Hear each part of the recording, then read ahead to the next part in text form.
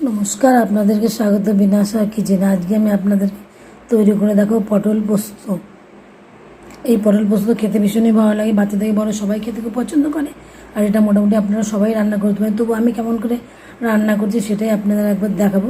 তার জন্য আপনাদেরকে পুরো ভিডিওটা সম্পূর্ণ দেখতে হবে।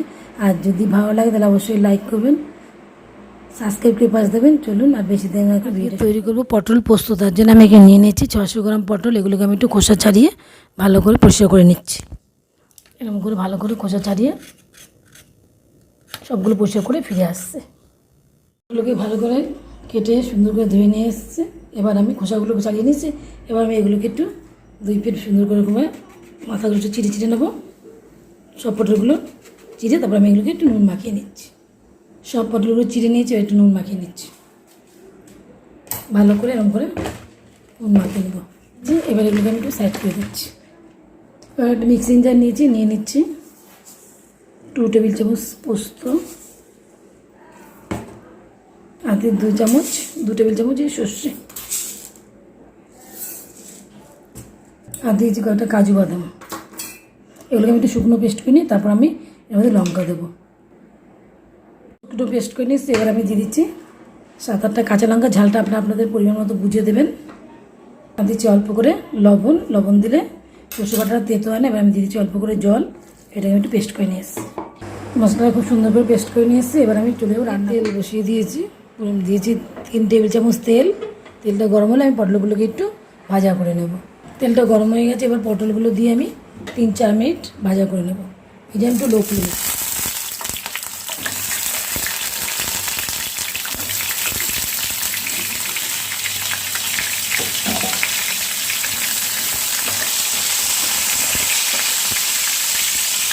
পটলগুলো 4-5 মিনিট ভেজে নিচ্ছি। খুব সুন্দর করে ভাজা হয়ে গেছে।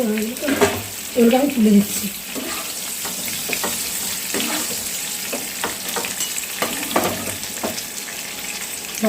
এই তেলের মধ্যে দিচ্ছি 1/2 চামচ কালো জিরে। কয়েক সেকেন্ড একটু ভেজে নেব। অল্প করে আদা, এটাকে একটু ভালো করে ভেজে নেব কাঁচা গন্ধ যাওয়া অবধি। এবার দিয়েছি 1/2 চামচের মতো হলুদ গুঁড়ো। এটাকেও ভালো করে ভেজে নিচ্ছি। মশলাটা ভাজা আছে। আমি দিয়ে দিচ্ছি সর্ষে পোস্ত বাটাটা। এটা দিয়ে আমি ভালো করে 2-3 মিনিট কষিয়ে নেব। আমি মিক্সি বাটি দিয়ে একটু জল দিয়ে দিচ্ছি। মশলায় জলটা দিয়ে দিচ্ছি, দিয়ে ভালো করে মিশিয়ে নিচ্ছি। এবার আমি এটাকে 2-3 মিনিট ভালো করে কষিয়ে নেব ঢাকা দিয়ে দিচ্ছি। 2 মিনিট পর ফিরে আসছি। 2 মিনিটের মতো কষিয়ে নিয়েছি। দেখুন তেলটা ছেড়ে। এবার আমি পটল দিয়ে দিচ্ছি। পটল দিয়ে আরও 2 মিনিট কষিয়ে নেব। মিশিয়ে দিচ্ছি ভালো করে।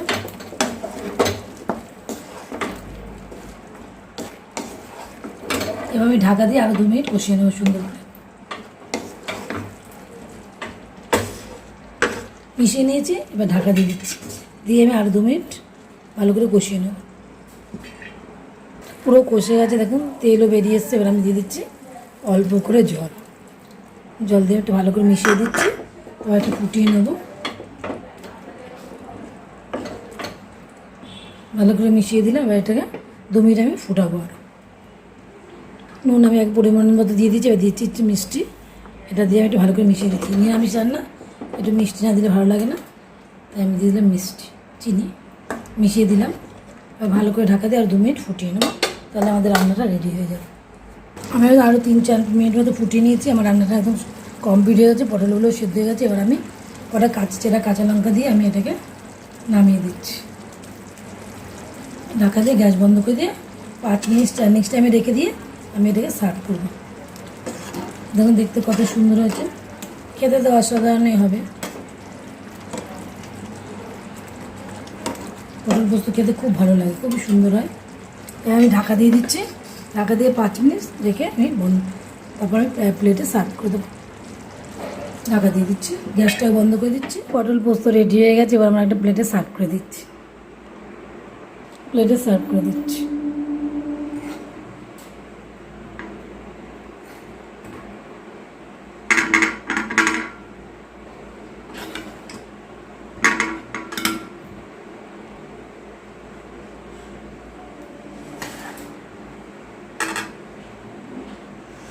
আমাদের পটল পোস্ত রেডি হয়েছে, দেখুন দেখতে কত সুন্দর হয়েছে।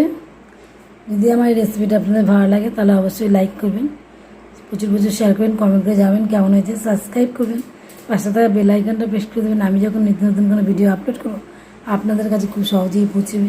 আজ এই পর্যন্ত, অন্য কোনো ভিডিও নিয়ে আপনাদের কাছে হাজির হয়ে যাবো। ততদিন পর্যন্ত আপনারা ভালো থাকবেন, সুস্থ থাকবেন। বাই।